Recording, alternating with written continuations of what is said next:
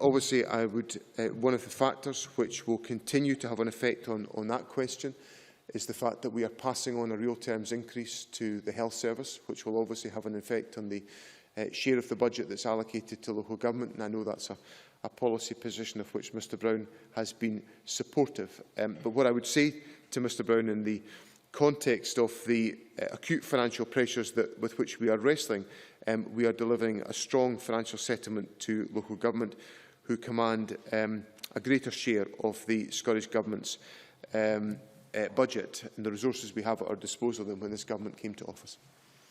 Kenneth Gibbon, followed by Willie Rennie. Thank you, Presiding Officer.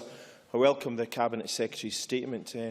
One of the difficulties that emerged from the recession, which was highlighted by both the Office for Budget Responsibility and the Institute of Fiscal Studies, is that productivity in the UK has unexpectedly stagnated in recent years, placing a major drag on economic growth. Can the Deputy First Minister tell the Chamber what steps he is taking to raise productivity in the Scottish economy and enhance our competitiveness? Cabinet Secretary.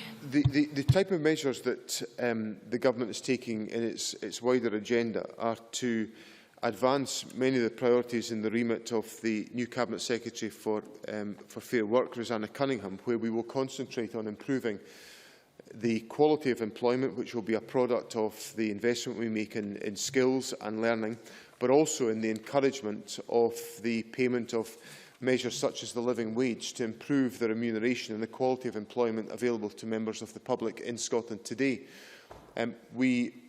Yesterday, the Government held the 14th meeting of the National Economic Forum, which brings together a variety of private sector, public sector, third sector and trade union leaders to focus on joint and shared priorities, very much at the heart of Ms Cunningham's remit. And one of the commitments made by one of the employers who spoke yesterday, our focus yesterday was on improving the quality of work and issues of productivity. And one of the employers who was in attendance in his preparation for the event had examined and explored the implications for his company of paying the living wage and decided and announced it at the National Economic Forum he was going to go ahead to do that because he was concerned that as this issue was raised to him, he hadn't responded positively as an employer. And I thought that was a great example of how employers can lead by example. So the living wage is central to that process. I would also highlight the emphasis that is in the Government's economic strategy and will be very much central to the economic strategy the Government sets out in the spring, which will be to deliver an ever greater focus on innovation and the way in which innovation applied right across our economy can enhance the quality of employment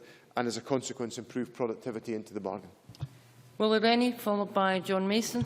Can I thank the Deputy First Minister for an advance copy of his statement and also his recognition of the UK economic recovery based on the UK Government's economic plan. That's welcome. He's also indicated that the extra funds from the Barnett consequential is going directly to the NHS. Can he also indicate whether he would be willing to consider a further investment in nursery education, which I have argued for some time, so that we can at last catch up with England on 2-year-olds? And finally, on Aberdeen Council, can he indicate this year whether he is going to reach the 85% threshold, or is it going to be like every other year where he's failed to meet it? Deputy First Minister. Presiding Officer, on the first point about UK economic recovery, there is undoubtedly progress and development within the United Kingdom economy, but we are recovering from very significant difficulties in the UK economy, and the level of growth, as I indicated in my statement, falls significantly short of what the Chancellor predicted would be the case in 2010. And the consequence of that, very practically and financially, is £50 billion extra borrowing than was envisaged in this financial year that the Chancellor estimated back in 2010.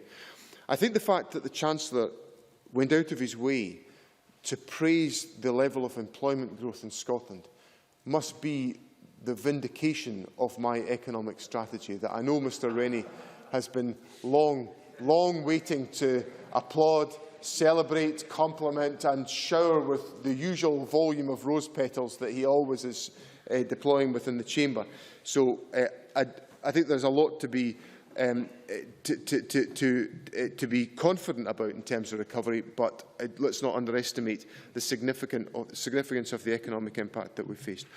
On nursery education, of course, there has been significant investment made by the Scottish Government. We have expanded provision to an extent that the volume of provision in Scotland is more significant than is the case south of the border, and the budget provisions that I have made in the Government's overall budget and in the local authority settlement reflect that.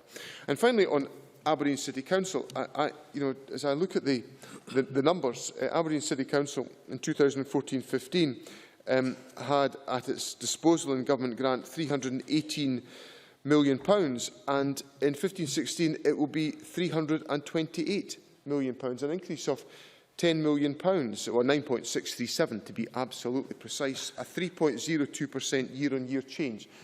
Yes, the 85% funding formula has been applied for the City of Aberdeen, and it is, of course, delivering significant benefit to the City. John Mason, followed by Ian Gray. Thank you. Can the Cabinet Secretary confirm that the local authority distribution formula is that agreed by COSLA last year as a result of their internal deliberations on that matter? Cabinet Secretary. The local government agreed to apply the distribution formula as it's been previously set out, and that's been applied to the information that is before Parliament this afternoon.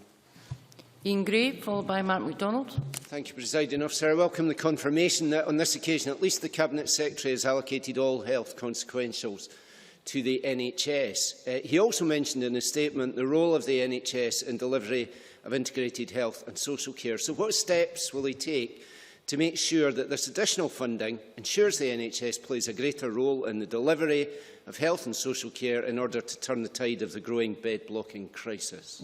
Deputy First Minister. On the first point about health consequentials, the Government has fulfilled utterly its commitment to pass on the resource Barnett consequentials to the Health Service, as we said we would do back in 2011, and we have fulfilled that in every year since.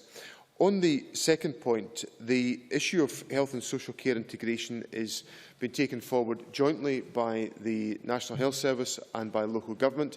There is an intense level of cooperation between health boards and local authorities at local level. The Health Secretary and the Social Justice Secretary are very much involved in ensuring this takes its course.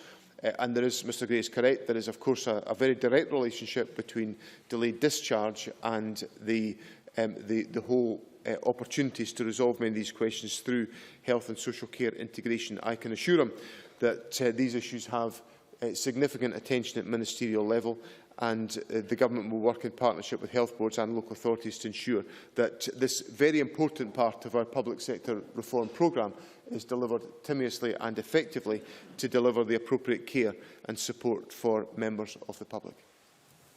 Mark MacDonald, followed by Ken McIntosh. Thank you, Presiding Officer. At a recent Local Government and Regeneration Committee meeting, I asked the Deputy First Minister about local authority reserves being used to invest in preventative spend and transformation of services, given that the commentary after the autumn statement warns of colossal cuts to come as part of the continued austerity agenda. Does the Cabinet Secretary agree with me that those local authorities which are holding substantial reserves, such as Aberdeen City Council, which currently has £116 million in cash reserves, should seek to use them in this fashion? Deputy First Minister. On the substantive point about the approach to shifting the emphasis of public services much more to a preventative model, then that is central to the Government's public service reform agenda. Indeed, that is at the heart of the approach on health and social care integration, to try to anticipate and to predict the demand that may be made on public services and to find ways of meeting that demand in a less costly setting than when an individual requires more expensive support from the public services. And the very strong examples of that will be about providing, for example, support to some of the more vulnerable elderly people in our community, in supporting them in their own homes to make sure they are properly supported and equipped in their own homes before we have to face some of the difficulties of emergency admission to hospitals, which is a much more expensive care setting and where demand is much stronger. So that shift to more preventative interventions lies at the heart of the Government's agenda, and our local authority partners and the Health Service are jointly focused on how to deliver that approach. So the substance of that agenda is the one that I would certainly encourage. On the question of utilisation of reserves, local authorities have a prudential responsibility to exercise control over reserves that they hold. Audit Scotland gives guidance to local authorities as to what is an appropriate level of general reserve to be carrying to meet particular circumstances. And I, for example, make assumptions about local authority reserves in measures such as the application of the Bellwin formula, where I anticipate that local authorities have certain reserves to deal with emergency circumstances. But notwithstanding the particular identification of purposes for reserves, or following the Audit Scotland direction on generally sustainable levels of reserves, I certainly do think it's a valid consideration for local authorities to be using reserves to facilitate and to finance service transformation that will deliver a more preventative approach in the delivery of public services. That's to be welcomed and encouraged. Kay McIntosh, followed by Jamidi. Thank you, Presiding Officer. Parents in East Renfrewshire and across Scotland facing drastic cuts to their school budgets will have been particularly anxious about one line in the Cabinet Secretary's statement when he referred to teacher numbers as an important contributory factor in their children's education. Can the Cabinet Secretary confirm that this means he has officially abandoned his commitment to maintain teacher numbers, a commitment that he has singularly failed to achieve in any event? Deputy First Minister. No, I will not confirm what Mr McIntosh has said, because that is not the position of the Government. Jamidi, followed by Patrick Harvey. Thank you, Presiding Officer. Mindful that the City of Edinburgh Council has committed 7% of its transport budget for cycling, can I invite the Deputy First Minister to match that ambition and allocate some of the funds coming to Scotland under the Barnett formula to cycling, so that the Government can be in the strongest possible position to meet its vision of 10% of all journeys by bicycle by 2020, meet our ambitious climate change targets and make people healthier? What better return on investment could there be than that? Deputy First Minister. Well, first of all, President, let me acknowledge the sustained approach being taken by Mr Eadie to encourage the Government to invest more in cycling infrastructure. I am very interested in the points that he raises about the approach that has been taken in the City. I set out in the budget the resources that would be available to support cycling, walking and sustainable travel, and I would be very happy to meet Mr Eadie again to discuss these issues if he would like to put those points to me in the new year. Patrick Harvey, followed by Alex Rowley. Can I thank the Deputy First Minister for his statement? And I know that on these occasions there's always a little bit of local pleading. But can I point out that Glasgow and Edinburgh both see very significant reductions in their funding against an overall increase in local government. Almost every other council seeing at least some increase other than our two biggest cities. Can the Deputy First Minister explain for my constituents why the figures for Glasgow and Edinburgh stand out so starkly? Deputy First Minister. What I'd say to Mr Harvey is that the figures are derived by the application of the distribution formula that has been agreed by local government. So the consequences of changes, for example, in population within a local authority area will have a significant bearing on the calculation of the impact of the distribution formula. So all of these factors have their impact on the resources available. I would point out to Mr Harvey that in my statement I made clear the sustained support the Government is making to both of our major cities, in Edinburgh on the Growth Accelerator model, on Glasgow on the City Deal, to ensure that